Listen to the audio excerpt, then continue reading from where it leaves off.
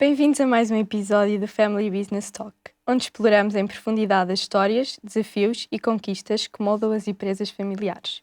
O meu nome é Sofia Almeida e estou aqui com o Guilherme Correia e hoje temos uma convidada verdadeiramente inspiradora. Connosco hoje está a Renata Lopes Correia, a CEO da empresa Francisco Dias Lopes e Filhos, e hoje veio partilhar connosco a sua notável resiliência, adaptabilidade e percurso de liderança. Fundada em 1975, a empresa inicialmente focava-se na construção civil, mas, especialmente com a crise financeira de 2008 e 2010, passou a focar-se especialmente na revenda de materiais de construção e aumentar o seu volume de negócios desde então. A Renata guiou a empresa através de um dos períodos mais turbulentos da sua história e quebrou barreiras de género num setor tradicionalmente dominado por homens. A sua trajetória é um exemplo poderoso de como decisões estratégicas, ousadas e uma visão de longo prazo podem garantir a sobrevivência e o crescimento de uma empresa. Hoje, então, vamos explorar a sua abordagem à gestão de crises, as suas perspectivas sobre a dinâmica de empresas familiares e os princípios da liderança que moldaram o futuro da sua companhia. Renata, bem-vinda ao podcast. É um prazer tê-la aqui connosco. Olá, muito bom dia. É um prazer estar aqui convosco também. Sinto-me lisonjeada pelo convite. Obrigado. Nós é que temos de agradecer. Portanto, a Renata cresceu muito ligada ao negócio da família. Acha que consegue partilhar connosco as suas experiências iniciais, ou seja, ao observar a dinâmica familiar desde criança até agora, interagir com clientes e colaboradores da empresa, e como é que estas experiências ao longo do seu crescimento moldaram a sua visão da empresa e as suas perspectivas no futuro? Sim, é muito fácil. Cresci no seio da empresa, conforme o Guilherme referiu, e a Sofia, a empresa foi fundada em 1975, estamos agora a fazer 50 anos de atividade, e eu tenho 46, portanto, nasci já no meio empresarial. E parecendo que não, fez-me estar dentro do negócio, mesmo não sabendo que já aí pertencia. Portanto, foi muito fácil de entrar e de permanecer e de ser uma transição suave desde o final da faculdade até a entrada no modo de empresa.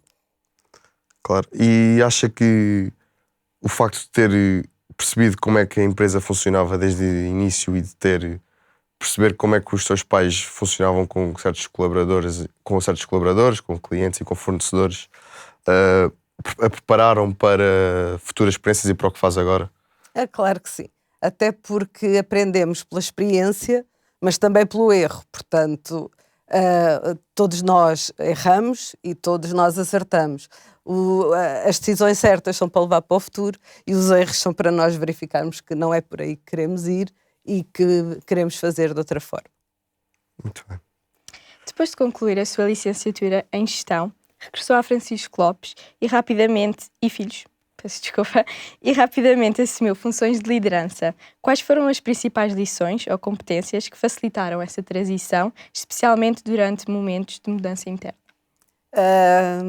Eu posso dizer que terminei o curso em junho, casei-me em agosto, entrei para a empresa em agosto ainda e numa situação muito atribulada porque era só para fazer o ingresso em setembro, outubro, mas tivemos uma pessoa que trabalhava no atendimento ao público e que foi ser mãe e não tínhamos ninguém para colocar. Então resolveu-se aos meus pais que seria uma forma bem simpática de me atirar diretamente para os leões, para a cabeça dos clientes, sem perceber nada do que ia fazer. Portanto, vimos cheios de ideias, cheios de inspirações, aprendemos grandes historiadores, grandes gestores e depois olhamos no fundo e a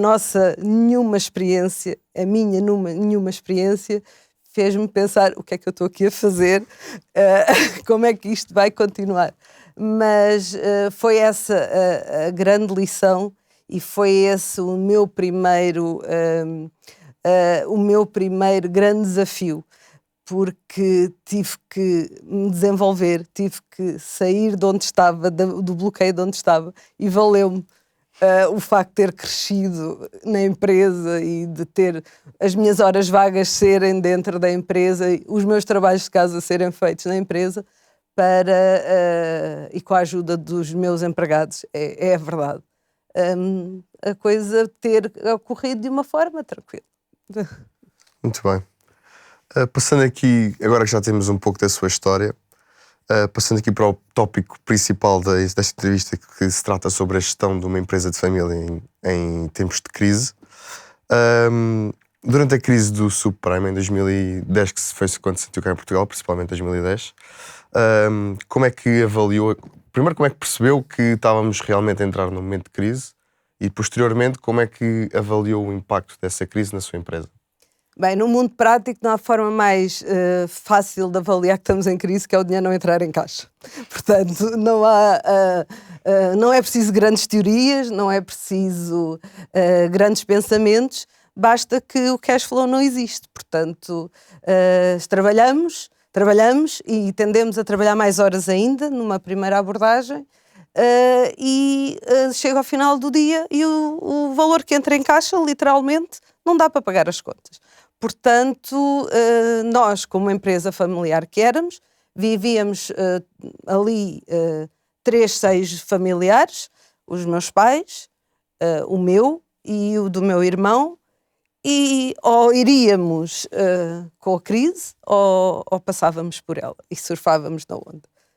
E quando chega o subprime, que na América, essencialmente 2007, 2008, em Portugal é fortemente sentido, e nós sentimos no setor de materiais de construção e, pior ainda, no setor imobiliário, sentimos-lo fortemente 2010, 2011, 2012. Foram anos terríveis, foram anos de intervenção da Troika, e que não havia, não era crise económica, porque os bens existiam, não havia crise financeira, portanto não havia dinheiro, as pessoas não lhes sobrava dinheiro, e nós tivemos que reinventar, tivemos que saltar.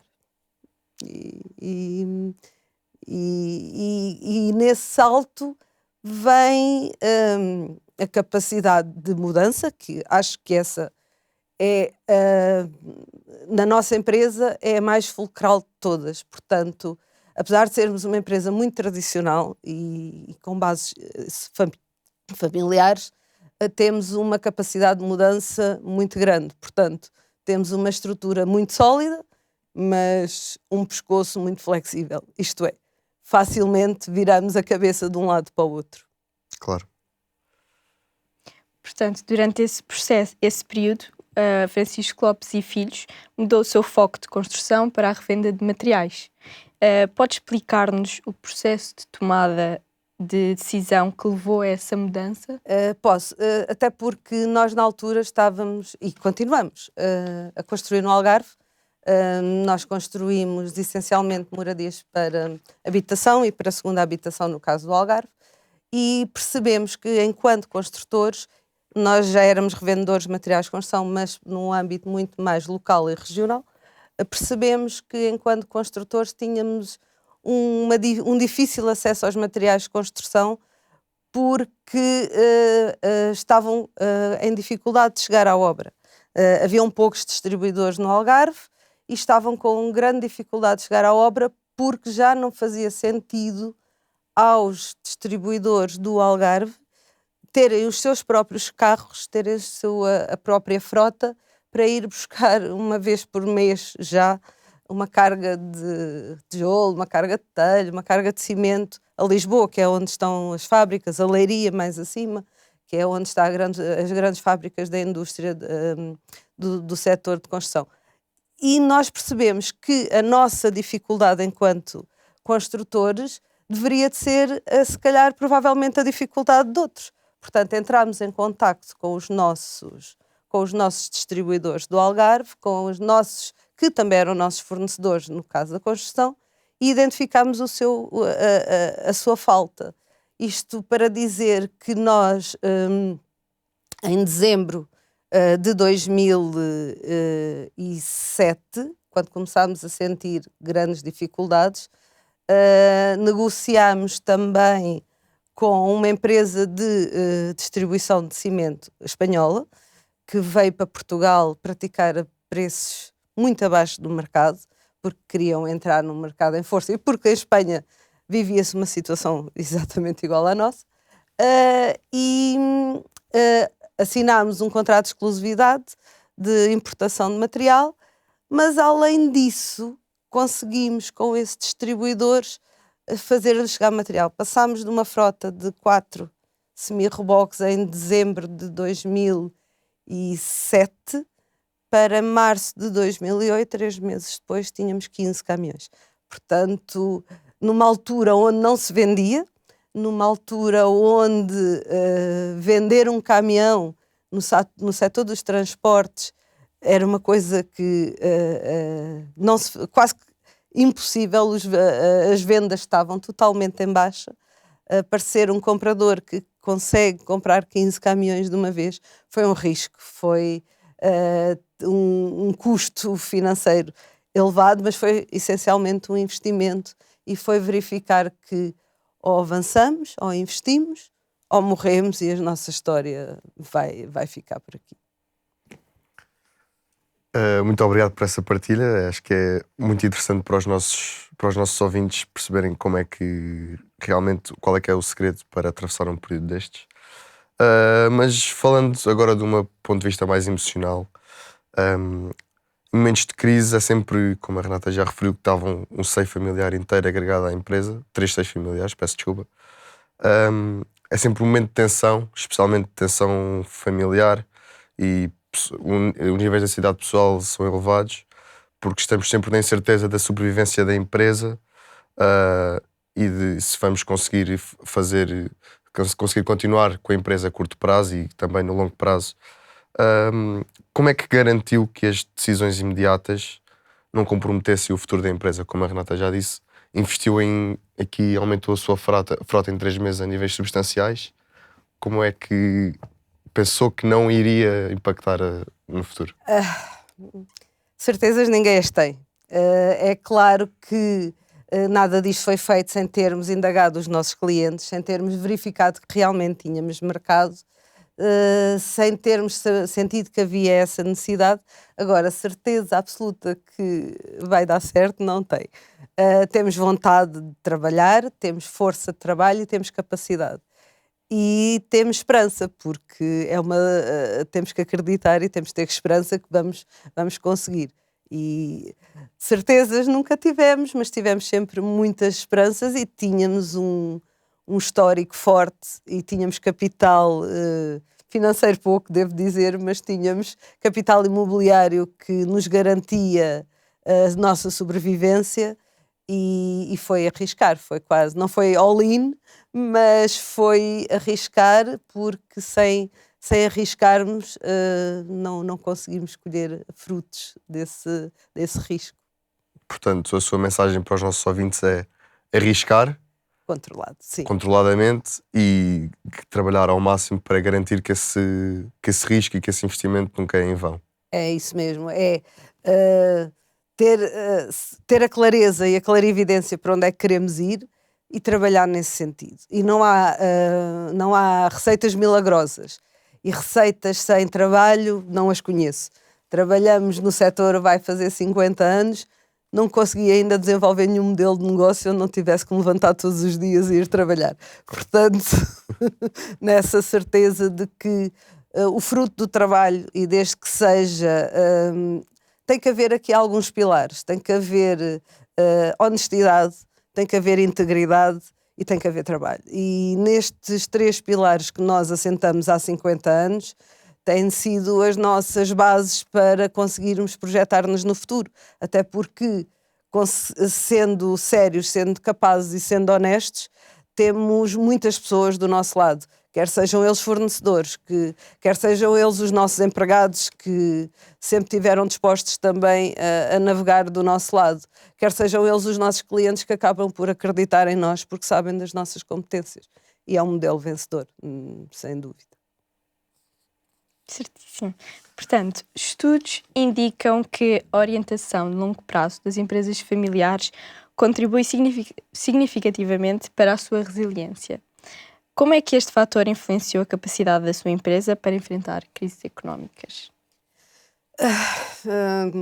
É verdade e realmente temos que olhar o futuro de uma forma sólida e de uma forma não esquecendo o passado e não esquecendo a história, porque ela torna a ser repetitiva e noutros moldes, mas são ciclos que se tornam repetitivos e, portanto, as empresas familiares, se conseguirem se comprometer com o futuro, mas não esquecendo também o seu passado e não esquecendo as suas origens e qual é que é o caminho a seguir, acho que não têm grandes dificuldades em conseguir alcançar bons frutos no futuro. E, portanto, a minha mensagem é empresas sólidas e que não esquecem qual o seu foco, dificilmente não vão ser realizadas futuramente. As empresas familiares tendem a ser algo mais ágeis na tomada de decisão do que as empresas normais, especialmente em termos de crise. Como é que criam um ambiente na sua equipa e na sua empresa, até com o seu irmão e com os seus pais, em que pudesse ser a Renata a tomar as decisões e como é que esse fator influenciou a capacidade da sua empresa em enfrentar crises económicas? O que diz é verdade, mas há uma situação nas empresas familiares, mais do que nas empresas meramente de mercado, tem que ser definido. É os papéis de cada um. É o que é que cada um faz. Porque facilmente o meu pai, se não tivéssemos isso definido, interveria nas minhas decisões. Facilmente eu chegava e mandava à frente de outra decisão tomada pelo meu irmão ou pelo meu pai. Portanto, há papéis que têm que ser muito bem definidos e termos a certeza que estamos a trabalhar e estamos um assunto e estamos a discutir muitas das vezes um assunto e não a pessoa.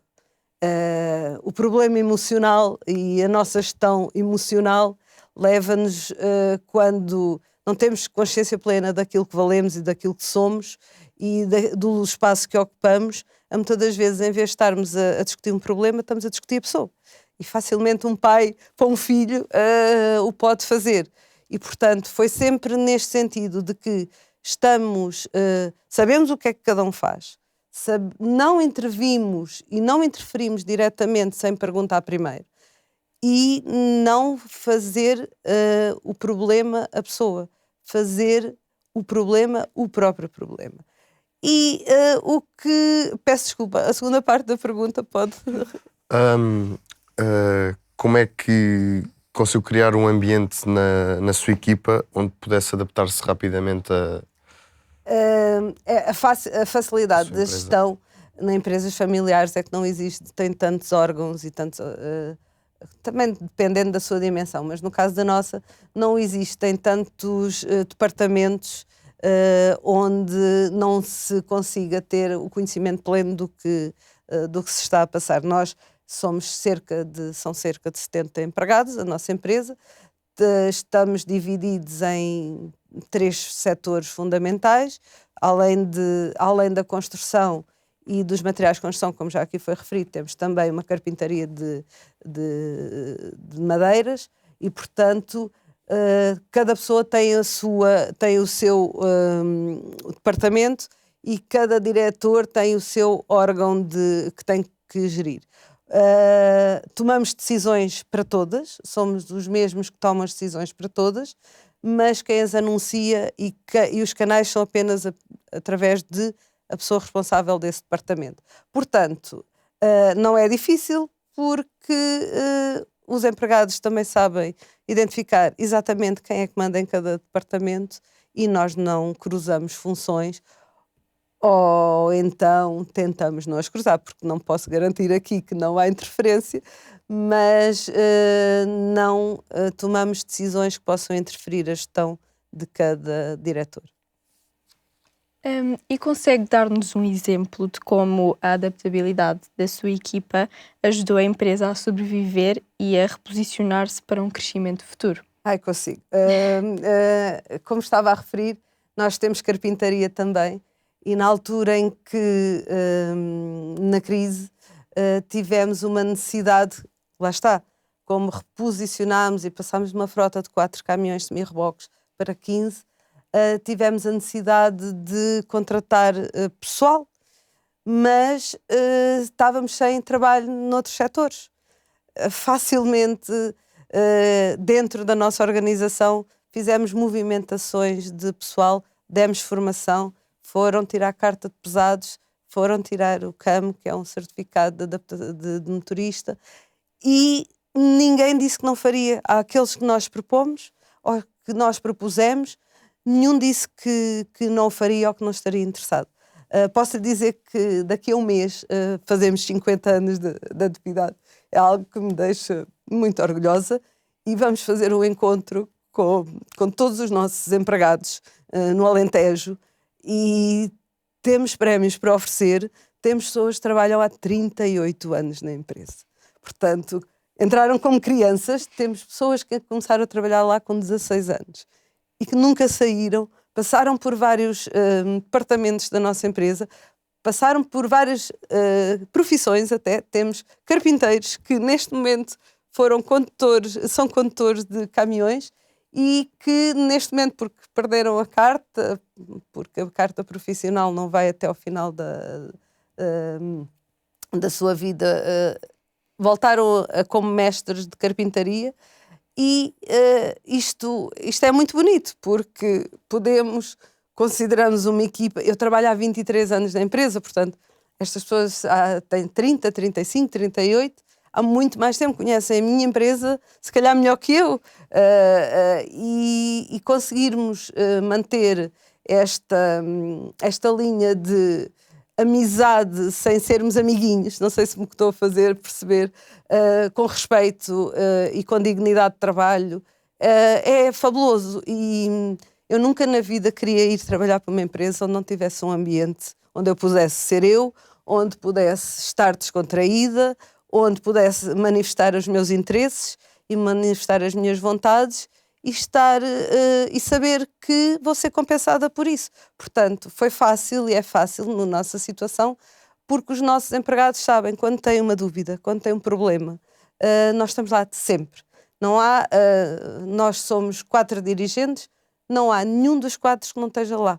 Portanto, ou estamos lá todos, que também é muito normal, mas pelo menos um está de certeza. E qualquer problema é tratado na hora e não se torna nada de grave que não se consiga ultrapassar.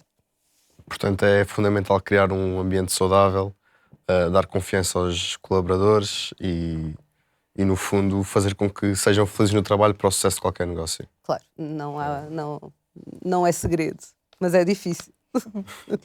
Muito bem. Seguindo em frente, gerir uma empresa familiar não é apenas um exercício estratégico, é também algo profundamente pessoal. Como é que lidou com os laços emocionais, as expectativas familiares e as estruturas de governação ao liderar a empresa neste período difícil? Foi fácil. Tem momentos difíceis, os momentos de crise são difíceis. Para nós mulheres, eu tive 3 filhos, e uma das crises acentuou gravemente quando eu tive a minha filha, há 14 anos, ela nasceu em 2010, numa altura em que temos a necessidade de ainda estar mais presentes do que acharíamos que deveríamos de estar. Para nós mulheres, ter estes ciclos emocionais e saber geri-los, e os outros que estão à volta conseguir compreendê-los, não é fácil, e nem todas temos essa oportunidade. Mas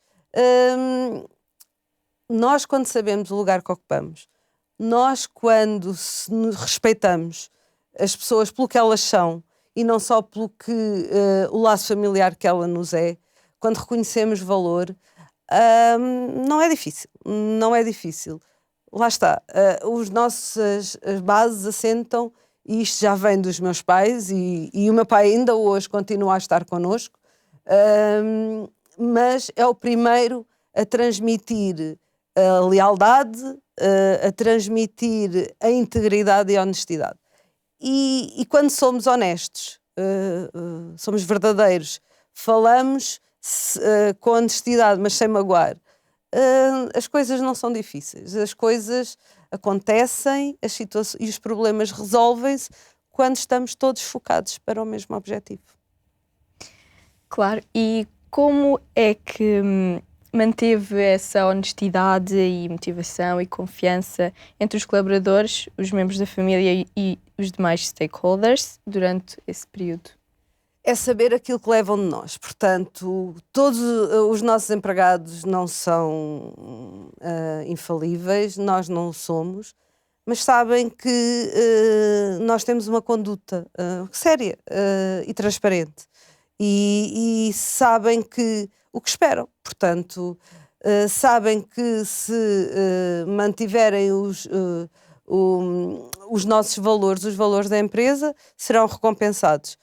Se não estão para lá para nos ajudar, se não estão lá para agregar valor, não vale a pena. E facilmente temos empregados que estão connosco há 38 anos, mas também temos empregados que não se identificam com a nossa maneira de estar, porque ser correto não é fácil.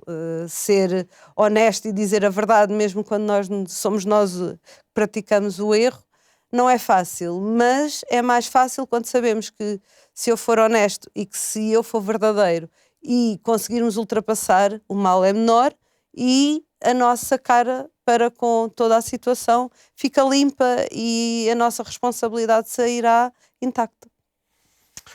Portanto, para encerrar aqui este tema, este tópico da gestão de crises, gostaria que a Renata nos, de uma maneira assim sucinta para encerrar, diga, e a Renata já referiu ao longo da entrevista, como é que geriu a pressão pessoalmente e quais é que foram os princípios de liderança que a guiaram durante este período?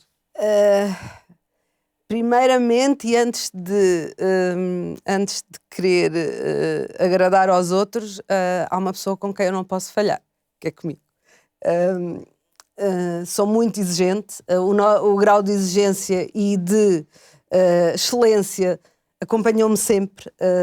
Não consigo fazer as coisas pela metade e não consigo abraçar um projeto onde no final não seja eu que esteja ali espelhado, que não consigo ir fazer uma coisa se não for para fazer bem feito.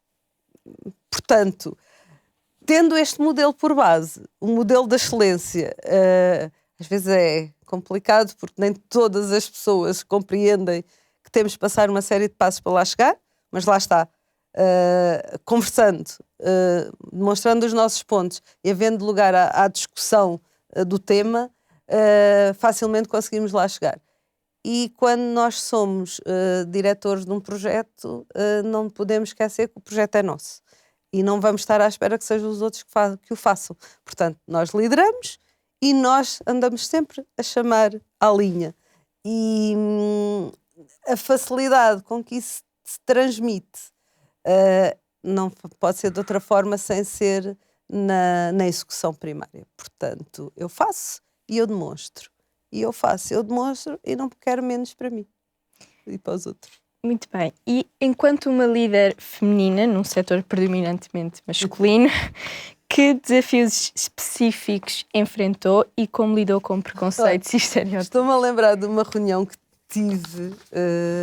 Eu tinha... entrei para a empresa com 23 anos, fui mãe com os 26 e devia estar grávida do meu segundo filho. Isto devia ser para aí 2007, meados de 2007. Vou-me reunir vem um fornecedor que nós queríamos fazer a revenda dos seus materiais e queríamos um distribuidor com uma política de distribuição muito fechada e que não queria abrir novos revendedores, mas nós estávamos num sítio-chave, tínhamos um empreendimento muito grande à porta da nossa empresa, que é a Quinta do Peru, a Herdade do Golfo do Peru, com uma capacidade, a primeira fase eram cerca de 500 vivendas e todas de traça tradicional, portanto era um revendedor de telha e de uma família muito antiga, estão com 130 anos de atividade, portanto a pessoa que se vai reunir comigo ainda foi, neste momento eles estão na terceira geração, foi da segunda geração. E no momento que eu recebo o senhor, a primeira coisa que ele me diz é assim: vou-me embora porque eu não reúno com mulheres. Eu só lhe disse assim: temos esta capacidade de compra atual, temos estas vivendas que se irão fazer aqui a 1 quilómetro da nossa porta. Temos contratos e grandes conhecimentos com os empreiteiros que estão nas obras, portanto, se não fizer comigo, não faz com ninguém. Se sentar e fecharmos negócio, tenho a certeza que iremos ultrapassar as suas expectativas e aquilo que nos vamos propor hoje. Se não faz comigo, não faz com ninguém. Portanto, eu trabalhava há muito pouco tempo, sou uma feminista, antes de mais, cerrada, e não luto não luto pelas cotas, mas luto pela equidade e luto pelo mérito. Portanto, quando me dizem à partida, sem me conhecerem, não faço negócio contigo porque és mulher, não vai ser fácil. Primeiro vou querer fazer e depois se calhar ainda o faço e depois digo que já não quero mais. E se calhar foi isso que aconteceu. Um grande exemplo. Realmente não deve ser fácil estas situações. E olhando para trás, quais são as lições mais importantes que aprendeu sobre a gestão de crise numa empresa familiar? Nada é tão mau quanto parece. E as coisas muitas das vezes são piores na nossa cabeça e na noite antes do que no dia seguinte e quando estamos já acordados. A crise foi gravíssima. Posso dizer que fui parar várias vezes ao hospital por crises de ansiedade, com desmaios, porque lá está, estes níveis de excelência são bons, mas às vezes nem tanto, não é? Porque programamos e quando estamos em alturas de crise as coisas não saem, nem mal, nem bem, não saem. E o que posso dizer, e o que eu diria à Renata de há 15 anos atrás era: calma, respira, porque não é tudo tão mau. Não estás sozinha neste barco e tens que pensar em continuar a remar. Não há outra forma. Por isso é que lá está. Se continuássemos no mesmo modelo de negócio, provavelmente não estaríamos aqui a falar hoje, porque já teria acabado. É tentar ver, é um clichê, mas é tentar ver dos desafios as oportunidades. E, como me referi ainda há pouco, sentir que estamos estáveis e que somos fortes, mas o nosso pescoço tem que ser flexível. Eu posso estar a olhar para aqui, mas de repente vou ter que estar a olhar para ali. Saber que o que foi criado não é garantido. E ter essa certeza de que, se pararmos de criar e de fazer, não avançamos mais e estagnamos. Muito bem, grande conselho. E eu gostava, para terminar, que desse mais mas agora à próxima geração de líderes de empresas familiares, especialmente àqueles que procuram honrar a tradição enquanto impulsionam a inovação, sobretudo em tempos de disrupção. Ora, o que eu costumo dizer aqui ao Guilherme é: vai cometer erros para as outras empresas, vai aprender com outros, antes de vir, se quiseres vir para cá. E quando vieres, traz algo que seja teu. Não pensem em fazer o que já está feito, em chegar e acomodar-se à empresa da mãe, do pai, do tio e continuar a fazer o que já está feito. Para isso não é preciso uma educação de excelência que vocês têm dado, que vocês têm tido. É ir aprender com os erros lá fora. Perceber que no momento em que saem da faculdade, meus queridos, não sabem nada. Não sabem mesmo. Eu fui jogada para a frente de um balcão e eu não sabia sequer como é que calculava os custos do transporte, porque há uma série de variáveis do negócio que nós não conhecemos. Portanto, a lidar com os clientes, a gente lê muita coisa, mas a nossa gestão emocional dá-nos lições que nós não conseguimos aprender no papel. Por isso, se quiserem trabalhar para um negócio familiar, que já vão aprender. Não se deixem manipular pelos que lá estão já. Vão aprender algo novo, tentem trazer algo novo e mostrem o vosso valor. E sejam cumpridores, porque não é por serem filho da mamãe ou do papá que está garantido. Claro. Renata, muito obrigado por partilhar connosco as suas experiências e um pouco da sua história, especialmente em momentos de gestão de crise em empresas familiares, por ter partilhado o seu percurso, a sua resiliência, a sua promoção da adaptabilidade, e por ter oferecido esta perspectiva valiosa para os nossos ouvintes. Acho que foi verdadeiramente enriquecedor a todos, especialmente a quem pensa em começar a trabalhar no ramo de empresas familiares. Muito obrigada pela oportunidade e não tenham medo de trabalharem com a mãe e com o pai, desde que saibam o valor que têm e que estejam dispostos a acrescentar mais qualquer coisa. Obrigada. Muito obrigada. Muito obrigado. E agora a todos os nossos ouvintes, obrigada por acompanharem mais um episódio do Family Business Talk. Se gostaram desta conversa, não se esqueçam de subscrever e partilhar este episódio com quem tem interesse em empresas familiares. Voltaremos em breve com mais histórias inspiradoras e reflexões de líderes que estão a moldar o futuro das empresas familiares. Até breve e cuidem-se!